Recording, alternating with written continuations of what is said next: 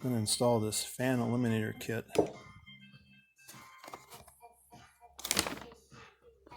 It's a new plate to replace the snout, a grade 5. There's an upgrade option to grade 8. And this is from Patent Machine. So I've taken out the bolt, taken out this guy, and I'm take these nylocks off.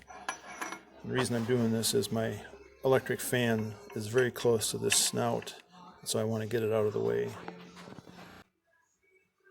And now I'm putting the bolt back in so I can turn the engine to get access to the head of the bolt on the back side. I'm going to try to do it without taking off the belt.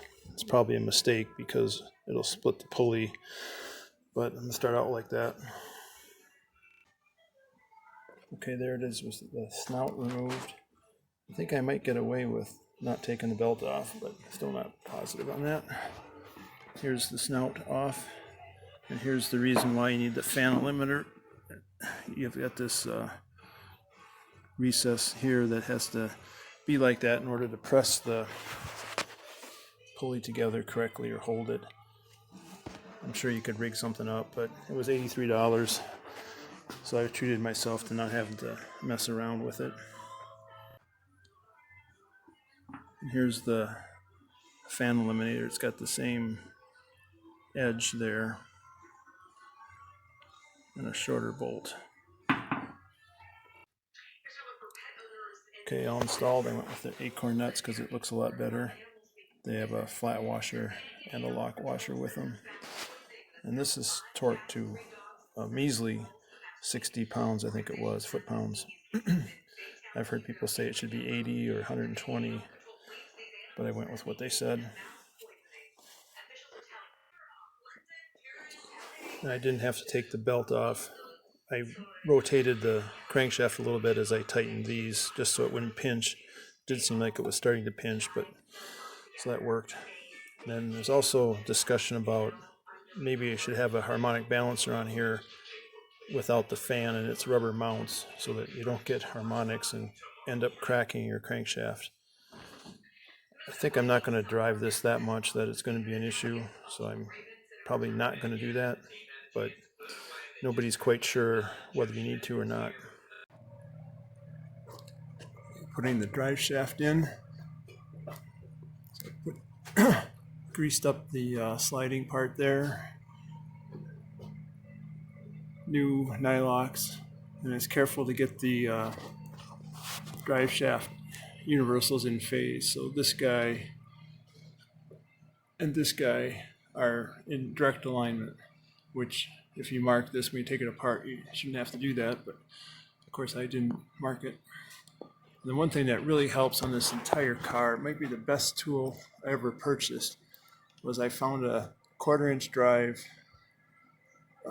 socket set that goes all the way to 9/16. It's not easy to find, but you can't get a regular socket on here, and you can't get a box end on there. It's just so tight, and that's happens over and over again in this car.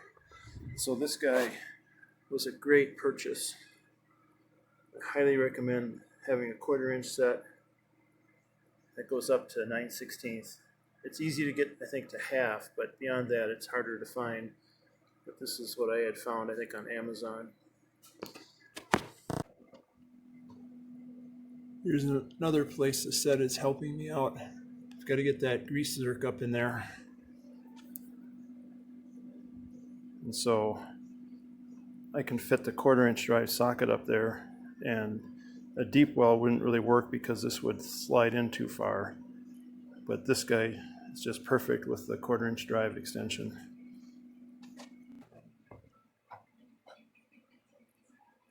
So putting my stainless steel exhaust in, really nice working with all new stuff. Actually fits pretty well. This is maybe a little bit off. The pipe is at an angle, so I'll have to coax that. But in general, it seems to fit pretty well. I think it's a Falcon exhaust, so I'm pretty happy with that. It was going way too well. It took me about 10 minutes to get almost all of it in until I got to these mounts back here on the tailpipe. And the parts I got, of course, are not quite right. This bolt's supposed to go through and it doesn't. So I'm going to have to drill those out, but not terrible. Installed the new vacuum advance line, but I found out in searching for how you're supposed to route it that I guess my fuel line is wrong. I put it in the way it came out, but I guess it's supposed to go underneath the thermostat housing, and maybe this clamp here is supposed to be on the bolt down here. But I put it back the way it came apart, so I'll have to fix that someday if it bugs me too much.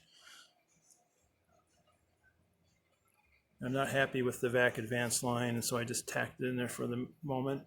I started putting this cross tube in, and there was no way I would be able to get it in had I not lifted up the car by the center here to let the body and frame open up enough, and then the cross tube slips right in. I think when I took it out, I kind of tapped it out, but it would have been easier to jack it up like this, and it's got plenty of room to go in and out. Okay, putting my Wizard radiator in, which I bought because it's supposed to fit so well, and it pretty much does.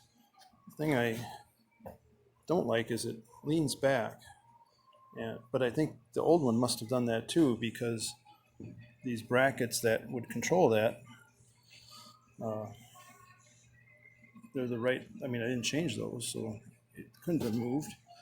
And I measured the distance from the tab down below to the stud up here, and it's the same on the old radiator. Now, the old radiator's got a little bit of a slope on the top, which maybe is why I didn't notice it. I don't know.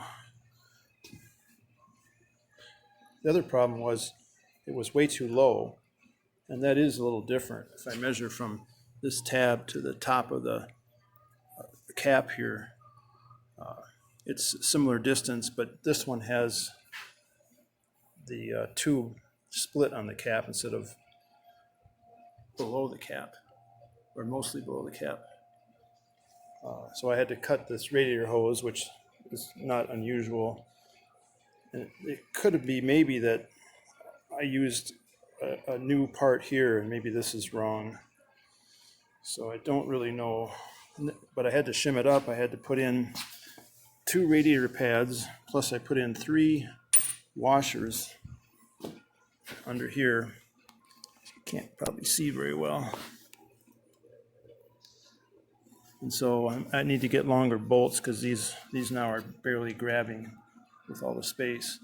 But I did that to get this lined up. The other thing the Wizard radiator has is this fitting here, which my old radiator doesn't have, so I'm just going to plug that. Not sure what that's for, if it's for maybe some alternate expansion tank.